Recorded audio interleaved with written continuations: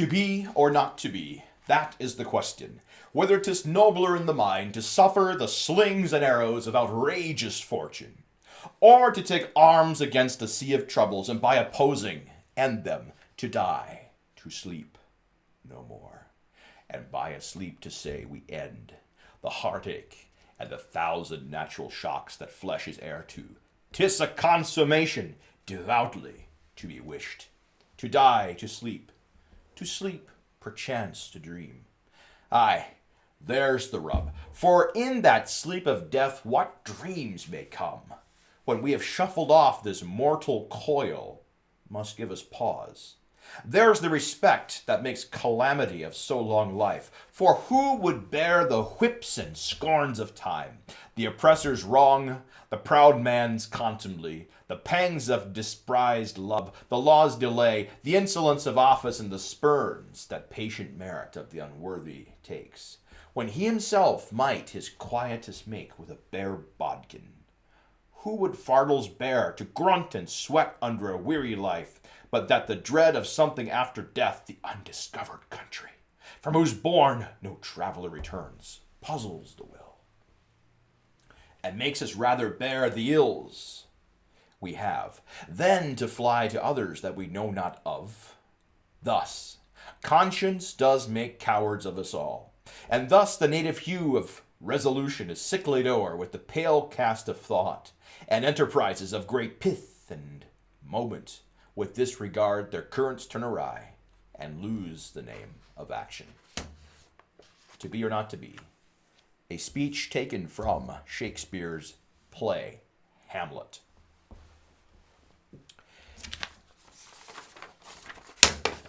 There's a separate grammar video for you, so be sure to grab that in the post and watch that one. That will walk you through your grammar for today. Let's move on to literature. So at this point, please stop, go to Quizlet, and run through the unit on love, which is, I always forget the unit number. I think it's unit is it 12? Let's see.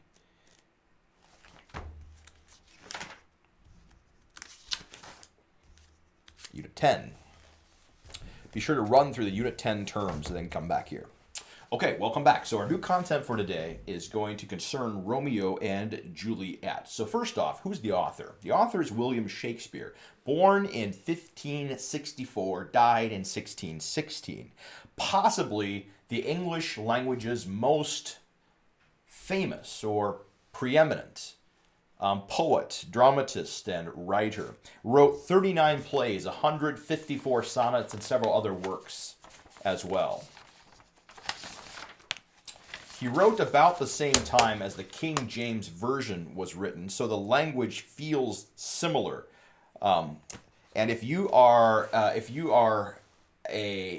your family or perhaps your church or people in your church use the KJV, then you're going to be able to feel a bit more. Then you will feel a bit more comfortable when reading Shakespeare, because it has a similar feeling to it. However, there are quite a few words that Shakespeare uses that are no longer in circulation necessarily anymore, just like the KJV. So one example of that would be the word charity. If you go to 1 Corinthians 13 in the KJV, you'll see that the word charity is repeated over and over again. But if you go to a newer translation, such as the ESV or the NIV, then you're going to see the word love used instead of charity. Well, why is that? It's because the word charity is not widely used anymore, because the English language actually is changing. To such a degree that perhaps in several hundred years, people would not be able to speak with you anymore. Now, just to take a little aside here, the English language has slowed down its change quite a bit, such that if you were transported back to Shakespeare's time, in the late 1500s or early 1600s, you could still walk into a shop and order yourself a meal, and people would understand you. You might sound kind of funny, and they would sound funny to you, but you could still understand each other. However, if you were transported back into England about 700 years ago, you probably could not. You couldn't understand what they were saying. Certainly not. But around the time of Shakespeare, because Shakespeare wrote a lot and because the Bible was more widely distributed, the evolution of the English language slowed down substantially, such that now things are slow enough that you could go back 500 years and still speak to people, but going back 700 years you couldn't speak to people. So things have slowed down quite a bit. Okay, however, things still have changed, and so there are certain words and ways of saying things that we don't use anymore. That is why Shakespeare and the KJV can be difficult to understand. So, however, I have found that in both the KJV and in reading Shakespeare, if you're careful and you do some careful reading, careful listening, or careful watching, you will receive huge payoffs. So, Shakespeare was a genius. His works are extremely well written. Word choice is just perfect, and he's extremely witty, and his works are full of jokes and subtlety. And you will miss a lot of that if you don't do a careful reading. His imagination was so intense that a lot of his characters and stories still live on today and are often the basis of modern stories. So his plays are still being performed every single day. In fact, Oregon is host to the Shakespeare Festival each year that does quite a few of Shakespeare's work that is somewhat dedicated at least to performing Shakespeare's works.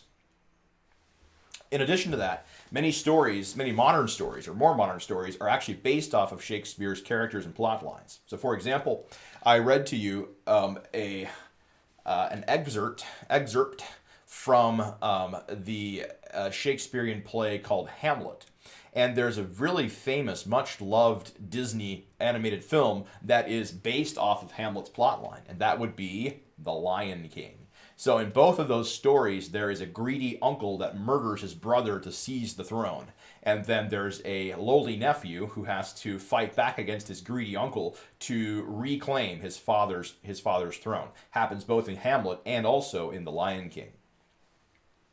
Shakespeare is best known perhaps for his play Romeo and Juliet. This play is set in Verona, which is a city in northern Italy during the 1500s. It tells the story of two star-crossed lovers that cannot be together because their families are feuding with one another. So in today's assignment, you're going to be reading Act 2, Scene 2, sometimes called the balcony scene, from Romeo and Juliet. And you probably are going to recognize it immediately, even if you've never read the play, have never watched the play.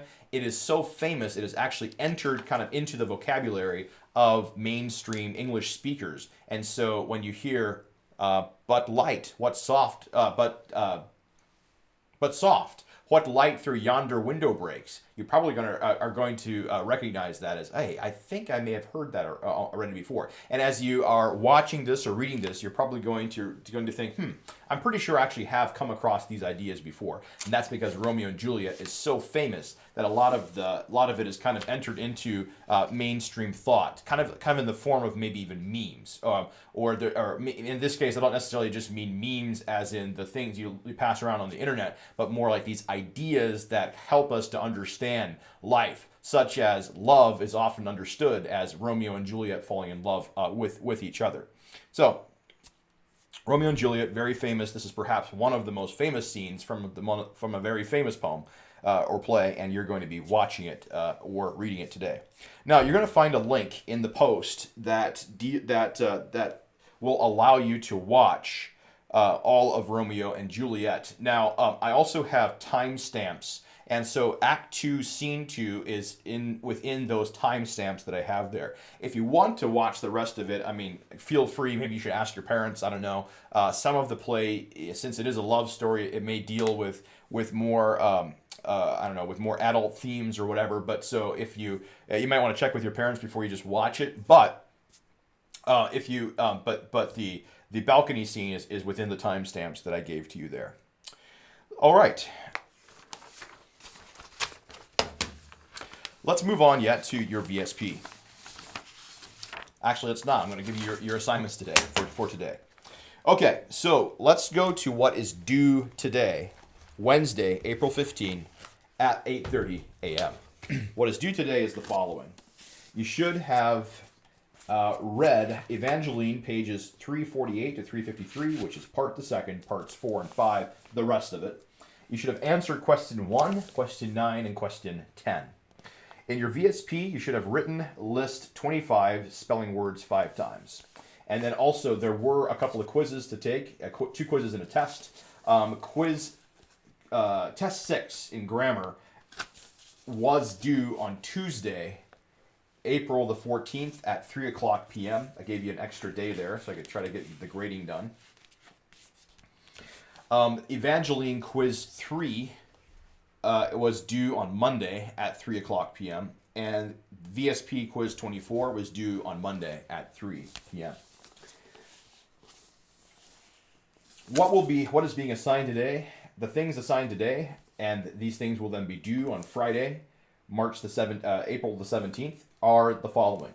In grammar, it's pages 176 to 178. In literature, today you will be taking Evangeline quiz 4 that will be due today at 3 o'clock. In your homework, in literature, you're going to be reading Most Glorious Lord of Life, and then you'll be reading Romeo and Juliet or watching the video and following along. And then you'll be answering the following questions with complete sentences, numbers 1, 3, and 5 at the end of Romeo and Juliet. In your VSP, you are going to be writing list 25 vocab words and definitions one time, and then also doing list 25 exercises A and B, heads up, quiz, your VSP quiz 25 coming up on Friday. All right, so those are the things that are going to be due on Friday morning at 8:30. So they also obviously will be in your assignment, so you can just check there if you missed anything here. Okay, finally, back to be or not to be. So Shakespeare can be difficult to understand. And this particular speech really sums up a lot of what Shakespeare kind of says and means for people today. So a lot of, as I mentioned, a lot of Shakespeare is difficult to understand, and so this particular piece may have blown right over your head. Now, it may not have. You may be familiar with this, and you may have caught exactly what Shakespeare was trying to get at here in Hamlet. But in case it didn't, let me illustrate, or let me explain what this is all about.